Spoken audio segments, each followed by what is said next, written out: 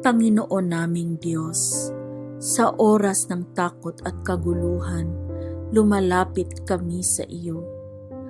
Ilayo mo po kami sa lahat ng uri ng kalamidad at kapahamakan.